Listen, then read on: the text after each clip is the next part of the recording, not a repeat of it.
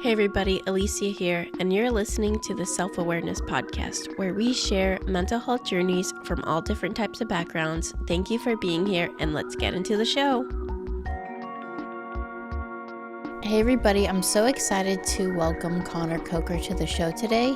He is a Navy veteran. He currently studies at Academy of Art for Fine Art. I'm excited to share this story because Connor has so many examples of what it looks like to use the resources available to you as a veteran and as an active duty service member. So with that, let's get into the show. Hi everybody. I'm Alicia, the host of the Self-Awearness podcast, and today we have Connor. We're so excited to have him on the show and share his story. Connor, thank you for being here, and can you tell us a little bit about yourself? Absolutely. Thank you so much for having me. Currently, I'm a student at the Academy of Art University in San Francisco. I work part-time at a school photography company called Dorian. I work in image editing and data and customer support. So a lot of different things there. As for like background history, I'm a Navy veteran. I did 5 years as an AME ejection seat specialist for F 18s, and have worked kind of some different odd jobs since being out. But yeah, just wanted to get back into school and do something I was excited about. So Yay! And I'm so excited that I get to see your journey. So for anybody who doesn't know, Connor and I deployed together, and so that's how we met. And I would always see him drawing on the ship, and I was just so amazed with everything that he drew. So to the fact that to see him where he is now, it's so exciting and such a blessing to like be able to see the journey that you've had. So and get into a little bit more of that with our show today. With that, I want to ask our first question. Have you ever, or what age were you when you kind of got the idea of what mental health was? Understood the meaning or seen anybody with symptoms? Kind of that. I think like my first real like exposure to that kind of that notion of like mental health was in the military, and only because of really the negative side of it. Like I'd hear that their mental health was so poor, and like, oh, I didn't even consider that was like something to worry about. I just thought you'd be upset, or I didn't think of your mental health as a whole, I guess, as like a physical part of you. And so I think kind of hearing that and how like many people are struggling with their mental health kind of made me look into like, okay, well, what are some things like I could do? Because I don't want to, you know, suffer in silence or whatever, and I want to take care of myself. So that was kind of where I got my introduction, unfortunately. It's interesting because I also interviewed other veterans and I've heard similar first time experiences like with mental health is actually during deployment too. Or sorry, joining the military. And I can relate to that because obviously we're on the same deployment and there's so many people going through so many things when you're in that type of environment. So yeah, it really does put you in a place of self-reflection to kind of see what you could do to better that. And based off of that, can you tell us a little bit more about, not any names, but can you tell us about, like, did anybody tell you, like, specific things that they were going through and that maybe you realized kind of like the idea of, what are these symptoms? Maybe they're more common than you think.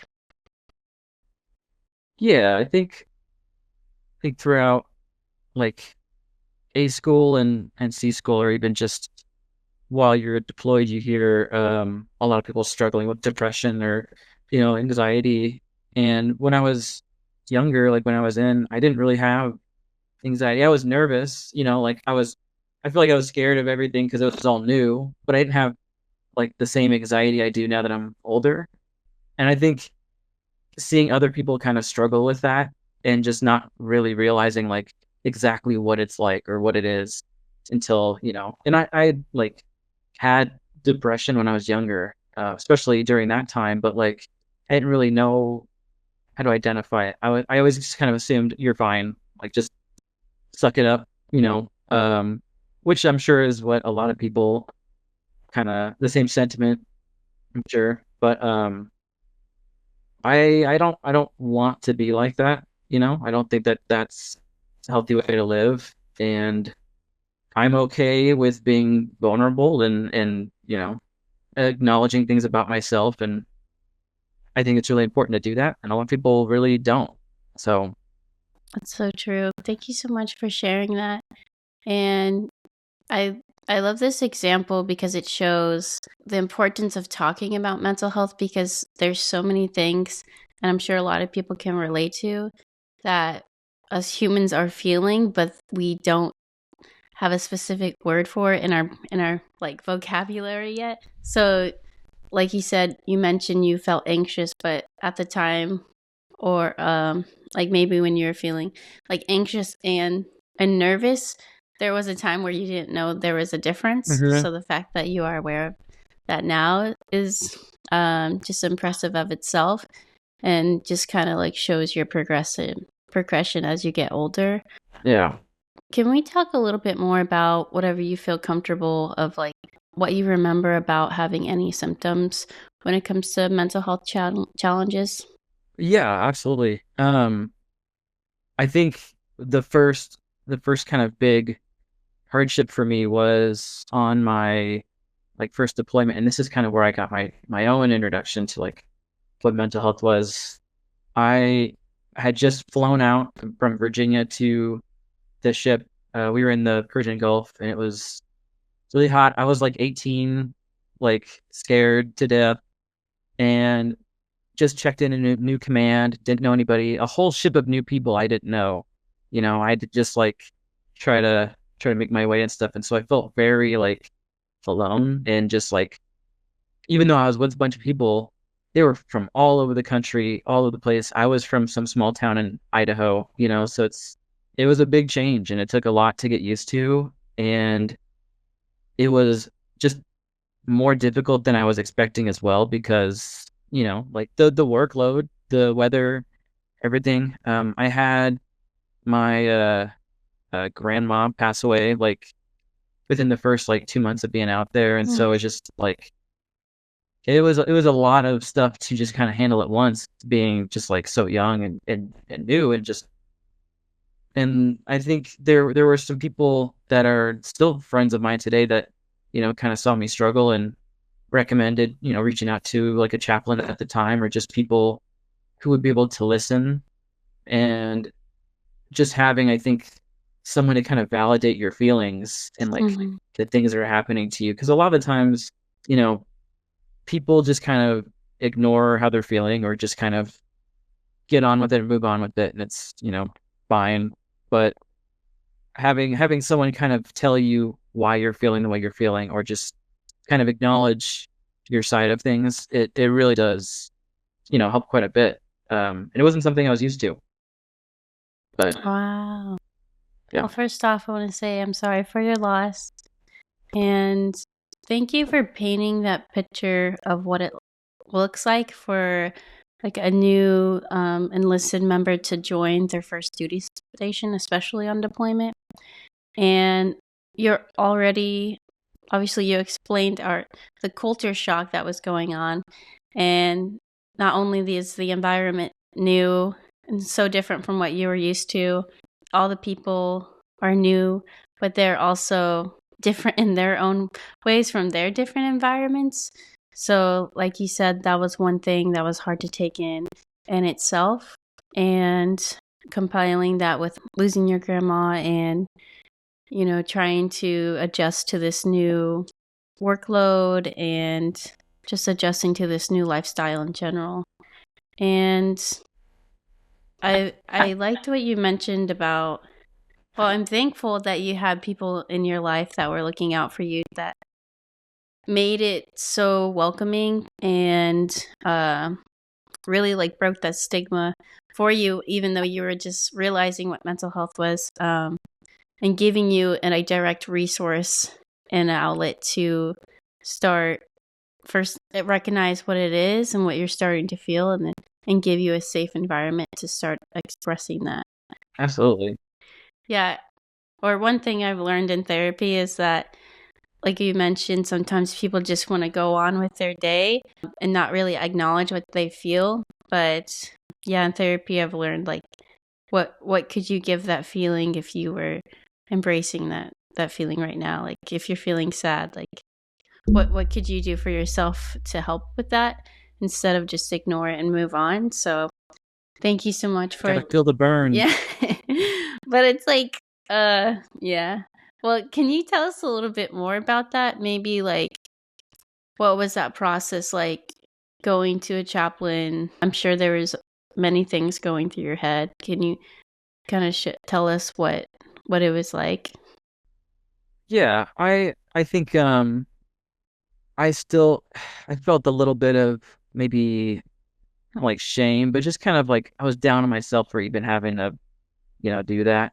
Um and I know that like that's just how I was back then, like I was raised to not show any sort of, like weakness or just kind of try to put on that stone face, just kind of move on with it. And so the fact that I felt like I needed to talk to a chaplain kind of made me feel bad at first, I felt kind of like a pansy, but after after doing it and just like I guess hearing other people how they use that resource and like these tools are here, those things are there for you to use, like people experience these things and that you can relate to them, so to have a chaplain to go to who will just kind of listen and give you guidance. And I'm not like a religious person, but the fact that they are there to talk to anybody and everybody with just such understanding and openness is Mhm.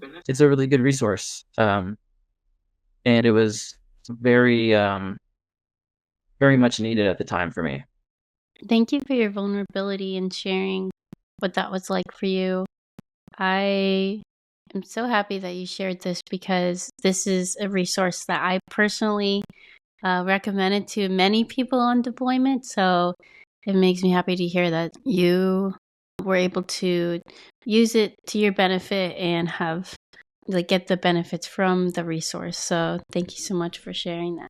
Yeah. And I want to move on to our next question, which is maybe during the same time, but it's about coping mechanisms. I'm sure you saw many examples of good and bad coping mechanisms when you were on deployment. Do you remember what it was like when you started using coping mechanisms and what that journey was like? I think I really kind of kept a lot of the same coping mechanisms I had like growing up. I've always been into like drawing and like escapism. It was always kind of something I could just jump into to take my mind off of, whatever was going on.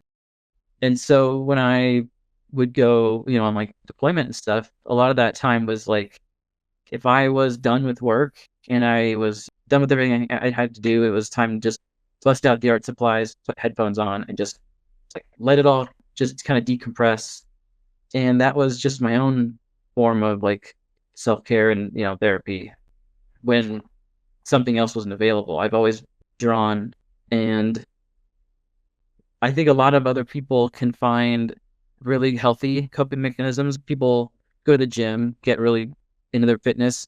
I wish that was a coping mechanism I had, but I think those are pretty good ones to have. But you also see the negative side, people who really just do not have a positive way to cope with things, and maybe they had like bad examples with drinking and I think like watching, some people struggle with that is enough for me to be like, okay, I just don't want to do that, and not to like talk bad about people who struggle with drinking. I know it's like a really difficult thing to handle.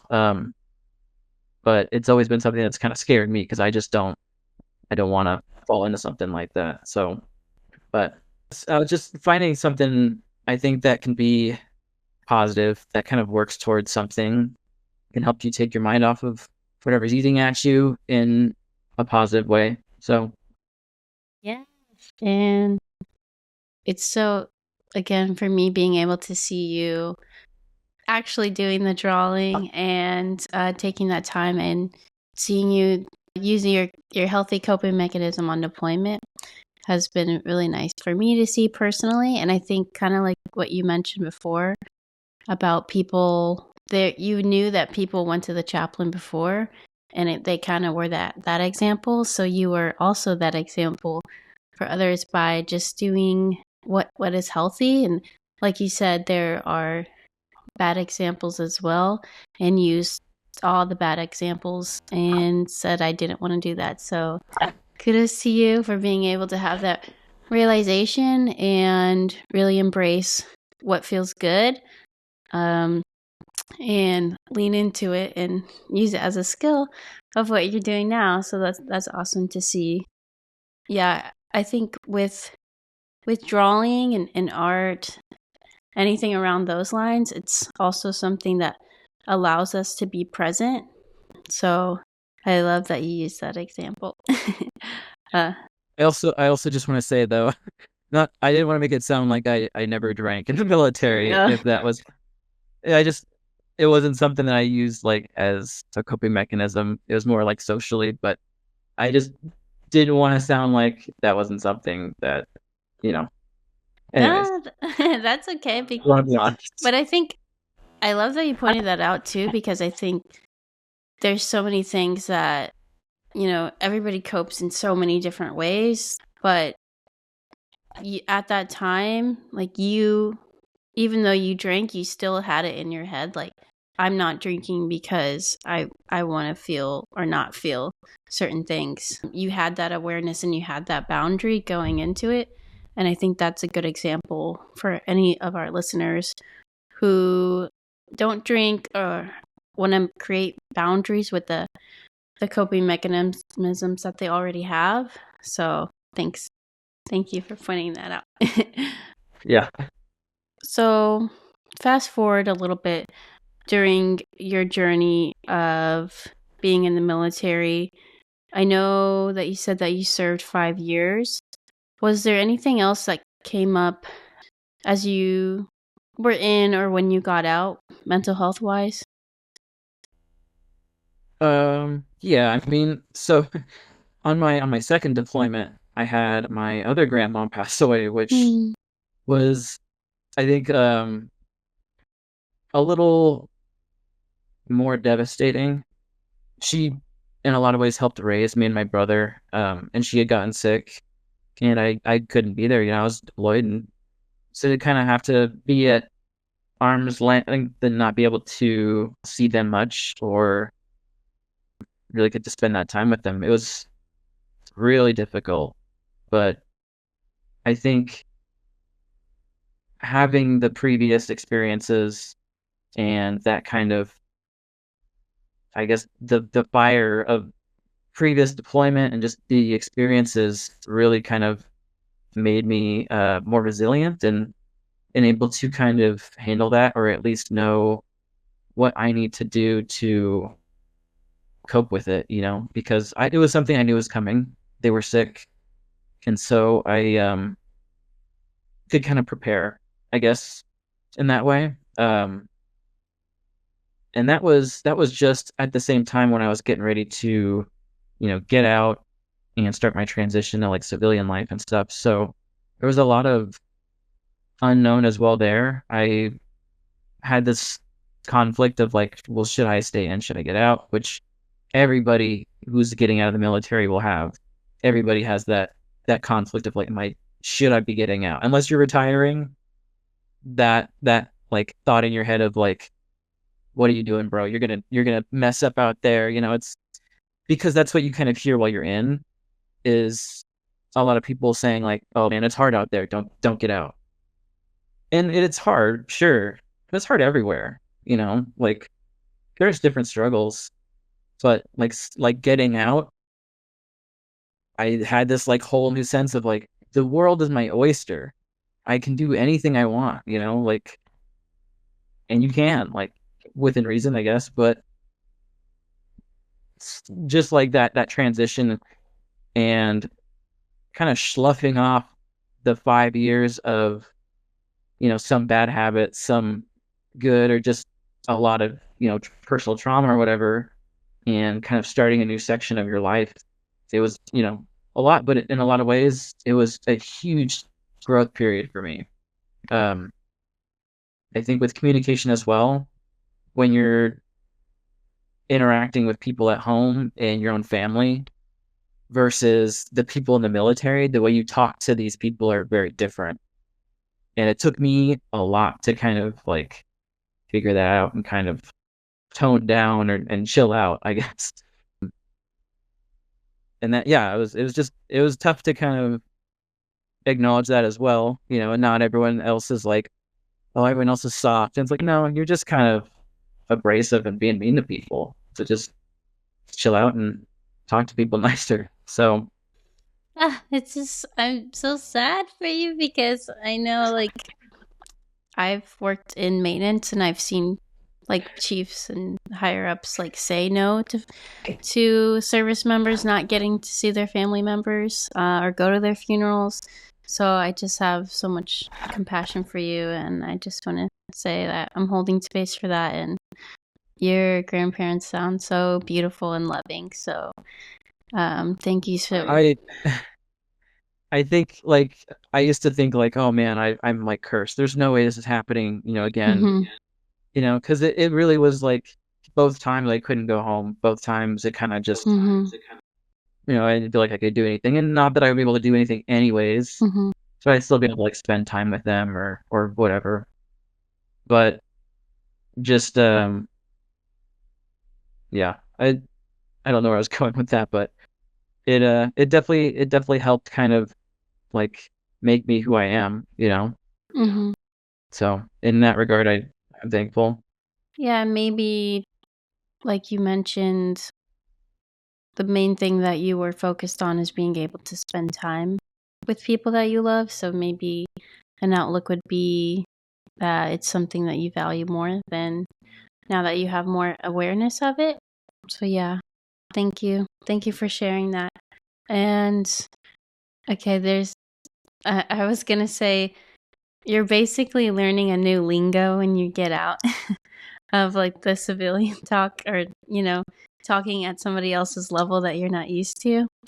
So that's something I can relate to, and I'm sure other veterans can attest to that new vocabulary journey too. Yeah. Kind of like I was saying earlier, it felt very unknown, and I was getting out in 2019, so it was right before COVID. It was I had moved home and I had moved into my grandma's house. She had passed away and stuff, and my mom and my brother were like trying to renovate it to get ready for like I was gonna try to buy it. And so I moved home, was living there. We were making it, a really nice place to live. But my grandma had a lot of, medical debt from, the hospital and dying. So the state wanted either us to, buy the house or sell it.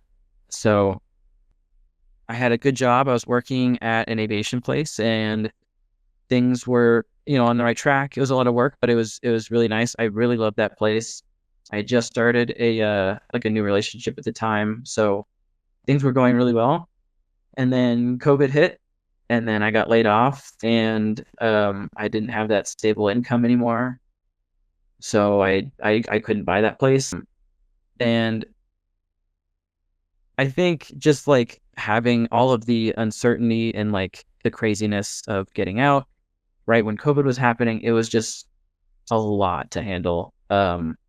And so I had moved to Spokane, which is just like 30 minutes from Post Falls, Idaho. It's just like on the border. But I moved to Spokane with my girlfriend at the time, and we moved in together, and we're kind of living together. And I just wanted to start school and just kind of focus on trying to better myself, and I didn't really know what to do else. I guess having just kind of gotten out, it was just kind of like a lot of directions you can go. I didn't know if like maybe I should go back in aviation or if I should try to pursue something I wanted to do.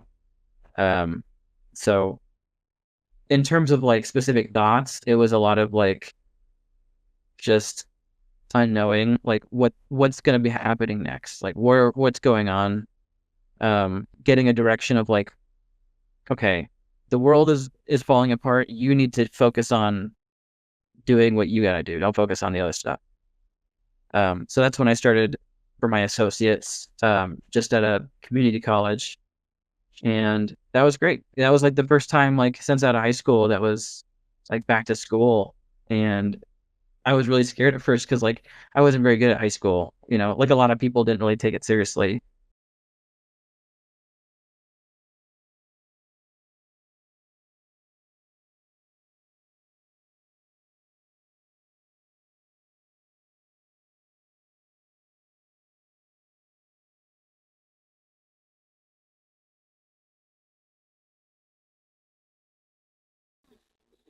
I love what you said about the college experience because it is so well, with your military experience too, you learn in a different way. You don't get graded on, I mean, you get a resume basically update, but you don't get actual grades. So I can see why you were nervous about that.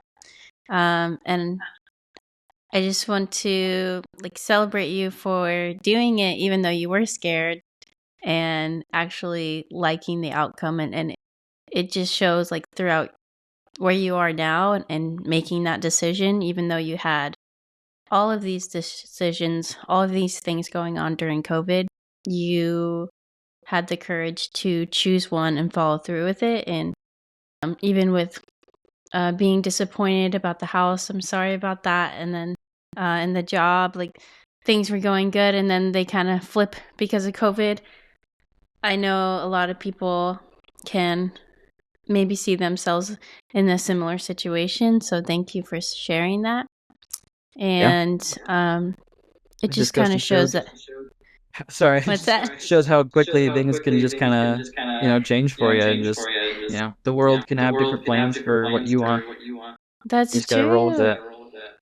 But it's like what you just said. This is such a good example of you having like a positive outlook, even though you may say like you didn't feel positive at the time. I don't know, but you're still like you didn't freeze. You still moved forward, and you still were, like you said, being more resilient. And yeah, I love that to kind of see that process of how that went for you. I'm also just so thankful for like the resources that I had available too. I mean, I know not everybody can just have school paid for without, the military. So it's like to be able to do what I want to do has been a huge, huge like one boost to my own mental health to be working on like something fulfilling. But two, it's just I mean, why not do what you want to do? So to be able to do that it's been great. Yes, I love that. Oh, okay. I remembered what I was gonna say. Or maybe ask. So you mentioned that, and I'm sure every veteran has heard this too. Everybody in the military mentions how hard it is out there, and obviously you made decisions still to get out and take on those challenges. Can you tell us a little bit more about, like, did you think back to what people said when you lost that job or in that moment in time? Like, did you have any regrets getting out, or what thoughts came up during then? I think that was like my first big like shock of being out, in the military.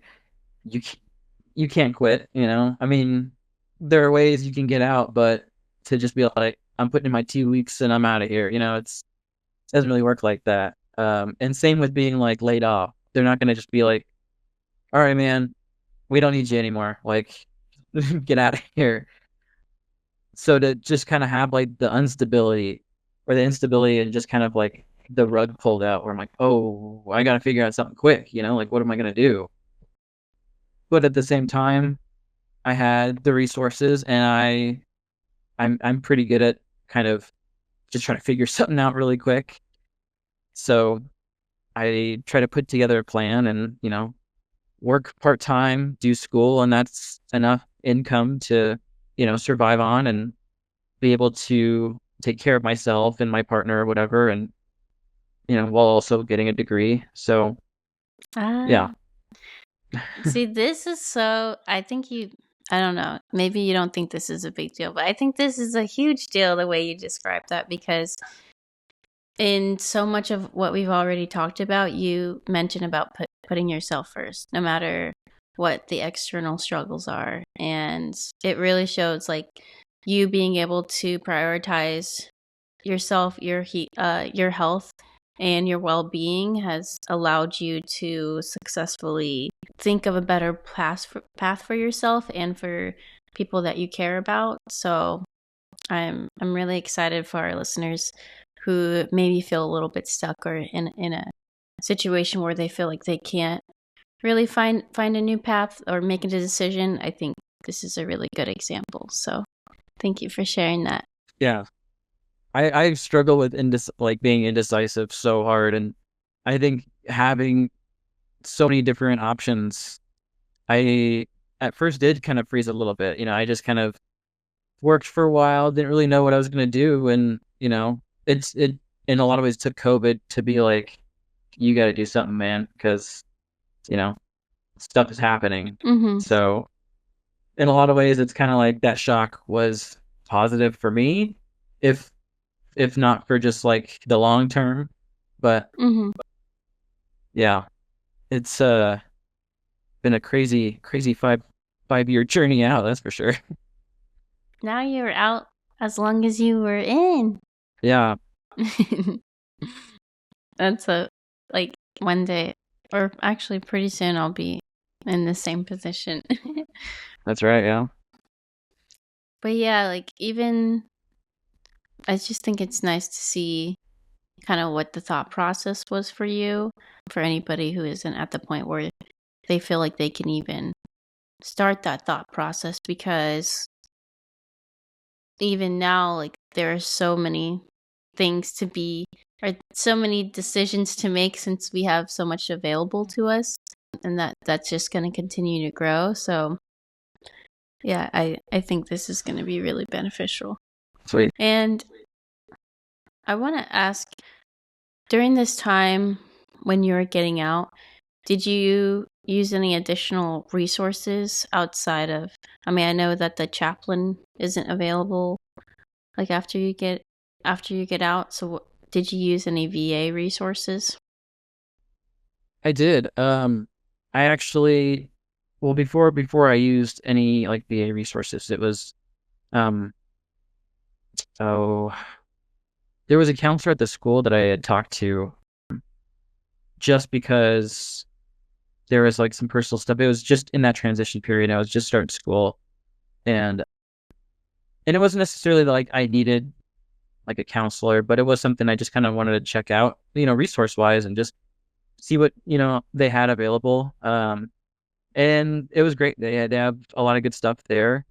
But since then, like going through the VA and trying to, I guess, really get a hold of like my own mental health and stuff, because that for me really started 4 years ago, when I really started trying to like figure out medications if I needed any, or just like that side, and really just try to focus on it and make more of an effort of working on myself. And so I still do meet with a counselor through the VA and stuff, and it's such a good resource to have.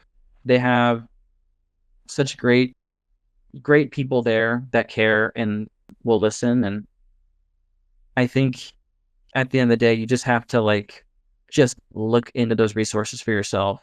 So many people will just kind of not allow themselves to do that, or just, I don't know, will suffer in silence. And like they're there for you. You have to go to them, and it's great. I think having someone to talk to that is not judgmental, and I know you can talk to friends and family and they won't, judge you and stuff, but to have somebody who's just there to just help you work through your stuff. And it's great. I think everyone needs it. So it's been, even to now until this day, it's been great. I love your willingness and your openness to try all these resources. This example of you reaching out to the counselor, the school counselor, I am excited for our veteran audience to hear that, because I'm sure the time frame of when you reached out is it's one of the most vulnerable time frames for a veteran of when they first get out and start transitioning and doing new jobs and trying new things. So you being able to look at the opportunity as a acknowledgement that someone is going to be able to give you a safe place to actually process what's going on. And thank you for adding the part about, yes, there's friends and family, but these people are trained professionals and they do want to help. And I do support, as someone who's an advocate and who has been to therapy myself, that going to a professional is always helpful when they are trained to give you the tools of what you need, especially for specific situations. So thank you for shedding light on that. Absolutely. And so you mentioned that basically 4 years ago was the point where you really kind of maybe had that point of self-awareness where you want to start really progressing your mental well-being. Can you tell us a little bit about that, as far as anything that you started to do, anything that you tried that was new, or what that was like for you? I think around that time was like when I had started like a new relationship, and it was a lot of new stuff. And I think seeing or having like someone else kind of tell you like, oh, here are some things that are like kind of not healthy about like the way you know have been dealing with things, or even just like personal boundaries you have with family, or things that you think are okay, just because you dealt with them for a long time. But in reality, it's like you don't have to deal with that. Like you don't have to like allow this to happen. You can, like establish those boundaries, or advocate for yourself.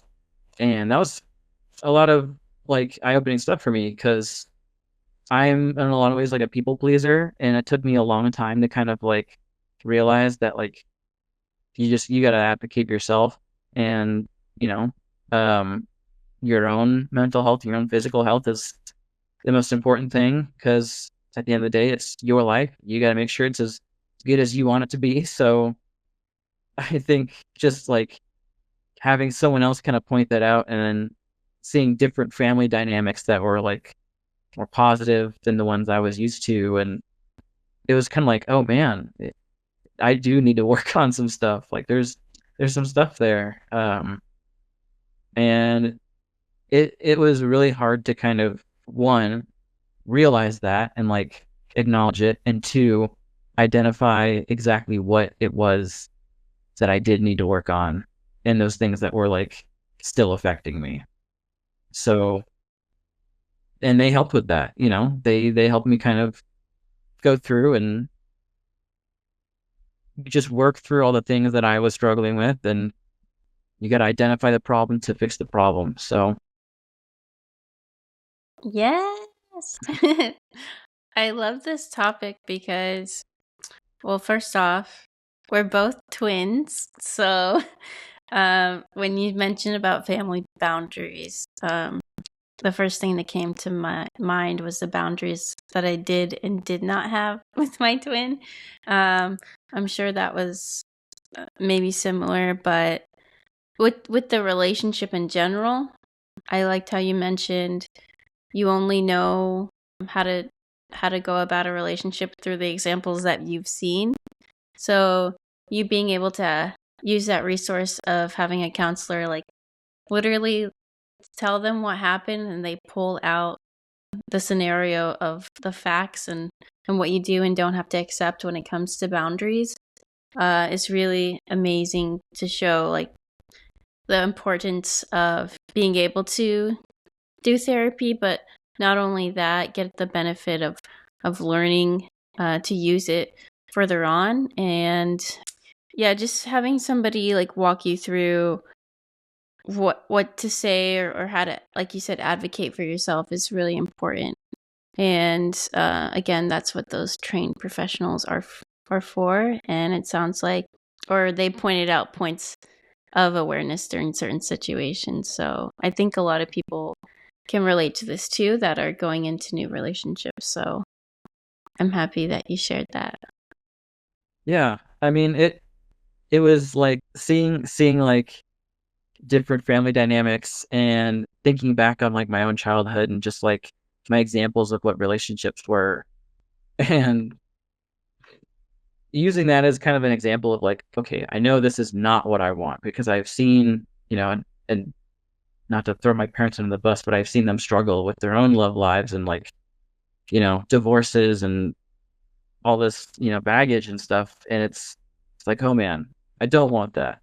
And for me, it turned into like this manifestation of like, okay, well then don't connect with anybody. Don't let somebody, like, don't be vulnerable with somebody because then you don't have to deal with any of that.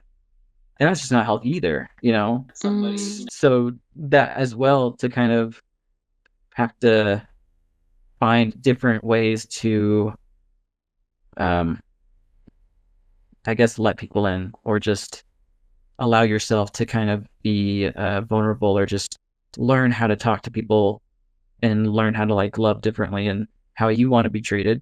So, and that relationship was important, for that reason.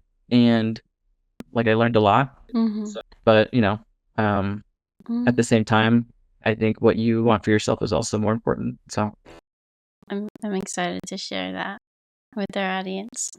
So, well, before we get to our last question, I just want to thank you again for your time and your openness and your willingness to share these parts of your life. And our last question here is, if someone were to come to you and start their mental health journey, what kind of advice would you give them? use your resources, talk to somebody. If you don't have the resources available, find somebody who can help you get in touch with somebody who can or who can help you with those resources. I think for a lot of people who don't have VA benefits, finding therapy is astronomically harder. I'm sure, like just at least more expensive. And so like trying to figure out what the easiest, most affordable, and best ways to get access to those resources is really important. And not everybody has access or the availability for that, unfortunately. The way healthcare is and things are going, I hope that that is something we get more of, but we'll see. So that'd be my first thing is just get in touch with somebody. Try to get the first steps going of talking to a professional. Even if you don't feel like you really need it, it is so important just day to day. Even if you're not going through something traumatic, you still go through things daily. You still have human emotions that everyone goes through. And like, who else is going to be there to listen to you? If you're just holding it all in and just kind of dealing with things on your own, then where's it going? Mm-hmm. Exactly. Beautifully said. I appreciate your words of encouragement and your time on the show. I want to share any resources that you have of your work or anything that we can help support you. So, if somebody were to want to get in touch with you, what's the best way we can reach you? Yeah. You can use my email or my Instagram. My email is just sailorcoker@gmail.com. Don't spam me. My Instagram is just Connor Coker _art. It's my art page, but I also use that as communications. Just don't spam me there as well. But those are the easiest ways to reach me. I'm on Blue Sky too, but that's new. That's linked on my Instagram, so hit me up there as well. Perfect. Yay. So, Thank you, everybody, for checking out this episode, and we hope that you have a great day. We're going to head out. Bye. Thank you so much. Bye. Hey everybody, if you liked that episode, please like, share, and subscribe. We want to thank you so much for watching and listening to our show. It means so much to us and our mental health community. So thanks for being here, and look forward to seeing you in the next episode. Have a good one. Bye.